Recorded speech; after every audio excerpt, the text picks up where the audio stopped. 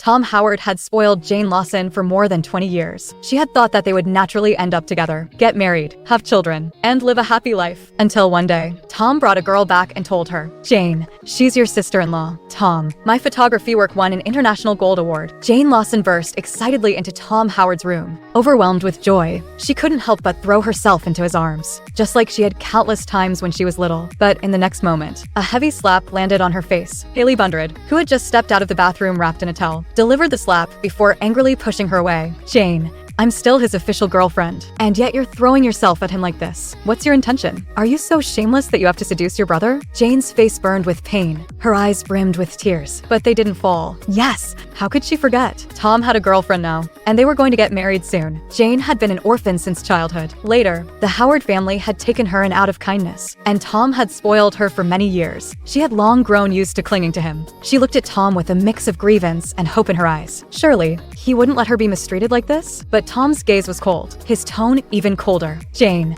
you should know your place." "My place?" Jane let out a self-deprecating laugh. "Sorry, that was thoughtless of me." She turned and fled in panic. The moment the door closed, she heard Haley's voice. "Tom, I didn't mean to hit her. I just love you too much. And I couldn't hold back my jealousy." Tom's voice was indifferent. "It's fine. She really needed to wake up." Was that true? Jane returned to her room and dialed a number. "Mr. Westwood, I've decided to go to Yolaro to further my career." On the other end of the line, "Mr. Westwood laughed with delight. "You should have done this earlier. With your talent, you'd already be a world-famous photographer by now. When are you coming?" Jane thought for a moment and replied, "Probably in about 2 weeks." She needed some time to say goodbye to everything here. In truth, Haley was Tom's secretary. Back then, Tom had placed several resumes in front of Jane. "Jane, help me choose one." Jane hesitated. "I don't really understand what to look for. Why not let the Human Resources Department handle it?" But Tom said, "My secretary will probably be interacting with you often in the future. Pick someone you like, so it'll be more comfortable for you." Haley was the one she had personally chosen to be Tom's secretary. What she hadn't expected was that she wasn't choosing a secretary, but rather a future sister-in-law for herself. The next day,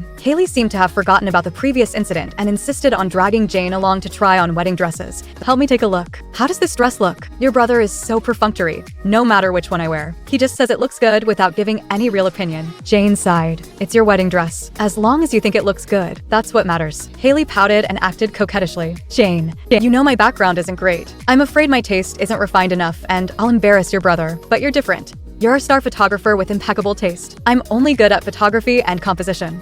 I really don't know anything about wedding dresses." Haley's expression dimmed, her tone tinged with a hint of grievance. "Jane, are you still not accepting me? It was my fault yesterday. I acted impulsively. I'm sorry." "Okay, don't be mad at me." Jane opened her mouth to respond, but couldn't find the right words to refute her. She didn't dislike Haley, nor was she particularly angry. She was just struggling to understand how Tom, who used to dote on her endlessly, could suddenly fall for someone else. Haley looked up at Tom, who stood to the side, and said considerately, "Tom, maybe we should postpone the wedding until Jane feels better about it." Tom frowned slightly. "We can't delay the wedding just because she's upset." Haley pouted pitifully. "But she's your sister. I want her blessing." Tom paused for a moment before turning to Jane. His tone was slightly cold. "Jane, be sensible. Don't upset your sister-in-law." Jane turned her head away. "I didn't." Seeing the faint look of reproach on his face, Jane's eyes turned red. Back when Tom still pampered her, he was the one who couldn't bear to distance himself from her when others were around. If she tried to step away from him even slightly, he would unhappily pull her back to his side. When she went to the countryside to take photos, he went with her. When she traveled to Afolia to photograph animal migrations, he went too. He had once said that no matter the time or place, he would always stand behind her. As long as Jane turned around, she would see him. Jane took a deep breath. "I'm sorry.